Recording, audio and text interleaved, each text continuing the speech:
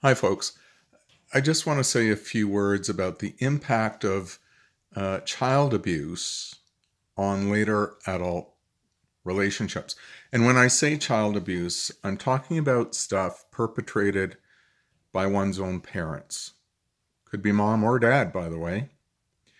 Yelling, screaming, berating, um, gaslighting, hitting, swatting, punching, choking.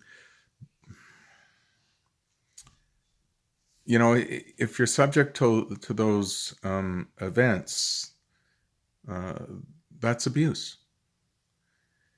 I meet with some folks, there were marks left on their bodies. I meet with some, as adults, they're telling me of these childhood experience that they, made to kneel on rice. That's torturous behavior. You may not realize that. So, if you've been subject to abuse, and you may not even realize what constitutes abuse, but if you were subject to abuse as a kid, you come into your adult relationships and your intimate adult relationships, with a partner, and you may find yourself kind of withholding. You don't want to confront your partner. You don't want to share your view. You don't want to have an opinion. You don't want to assert what you want for fear that if they don't like that, they're going to hurt you.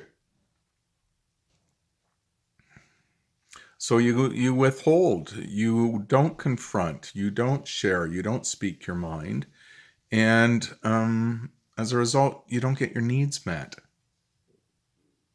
Over time, that leads to resentment and a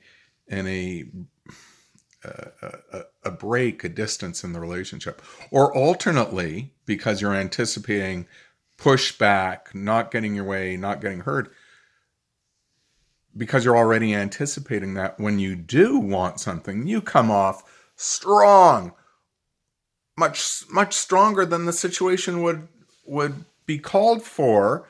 And it's not a reflection on your partner, it's a reflection on your anticipation of the pushback, which your partner may or may not even, that may not be, who they are. So that too creates disturbances in the relationship. And then, by the way, if both of you have had untoward experiences growing up, you're both bringing these negative anticipations and then your particular styles for dealing with them. Childhood abuse has long legs. The abuse walks into adulthood beyond your awareness.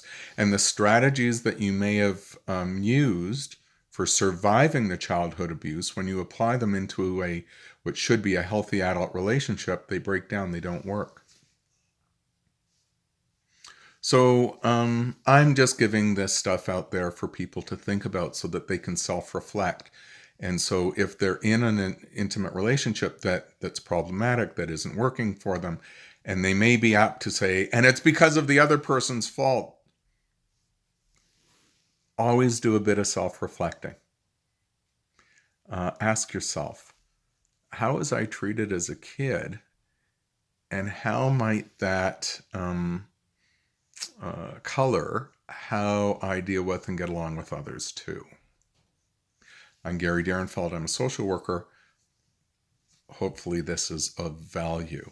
If you're in these circumstances, counseling can help. It can help you to reflect, realize your own strategies for coping, managing, relating, communicating as a result of these experiences.